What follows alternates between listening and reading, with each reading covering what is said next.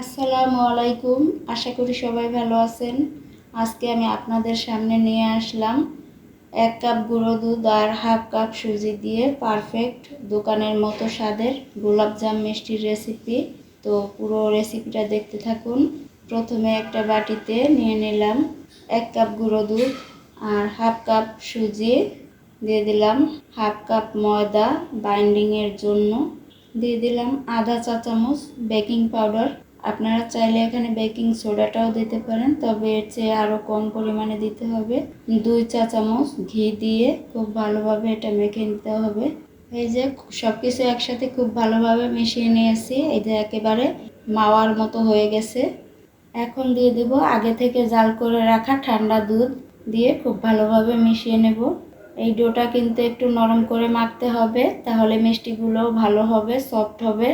বেশি শক্ত করে মাখলে দেখবেন মিষ্টিগুলো বানানোর সময় ফেটে ফেটে যাবে আর মিষ্টিগুলো অত ভালো হবে না। এই যে আমার 1 কাপ দুধ লেগেছে এই মিষ্টির ডোটা তৈরি করতে। এখন একটা ঢাকনা দিয়ে ঢেকে 5 মিনিট অপেক্ষা করব।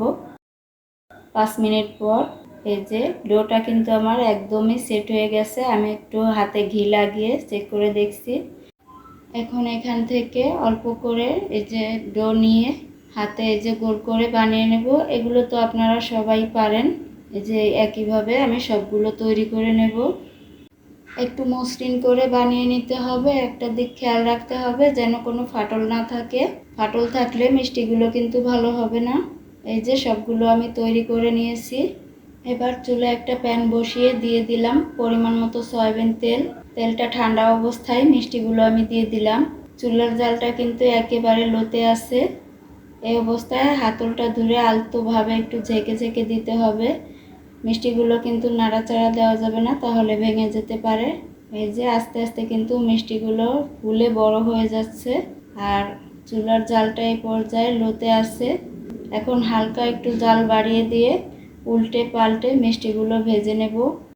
ভিডিওটি দেখতে দেখতে এখনও যারা একটা লাইক দেননি, প্লিজ আমার ভিডিওতে একটা লাইক দিয়ে দেখতে থাকুন। আর আমার চ্যানেলে যদি নতুন হয়ে থাকেন, আমার চ্যানেলটি সাবস্ক্রাইব করে আমার পাশে থেকে যাবেন। ইনশাআল্লাহ আমিও আপনাদেরকে সাপোর্ট করব। আর যারা অলরেডি সাবস্ক্রাইব করে রেখেছেন আমার চ্যানেলটি এবং নিয়মিত আমার ভিডিও দেখেন, তাদেরকে জানাই আমার মন থেকে অনেক অনেক দোয়া এবং ভালোবাসা।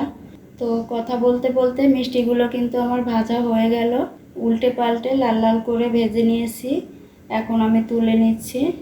এবার চুলায় একটা প্যান বসিয়ে দিয়ে দিলাম 1.5 কাপ পরিমাণ চিনি। 1.5 কাপ চিনির জন্য আমি এখানে দিয়ে দিচ্ছি 3 কাপ পরিমাণ পানি। যতটুকু চিনি তার ডাবল পানি দিলাম। পানিটা একটু বেশি দিলে দেখবেন মিষ্টিগুলো বেশি সফট হয়, ভালো হয়।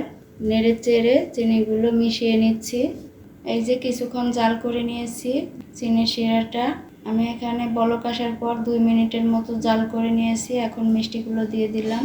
মিষ্টিগুলো দিয়ে একটু নেড়ে চেড়ে ঢাকনা দিয়ে ঢেকে 4-5 মিনিটের মতো রান্না করে নেব।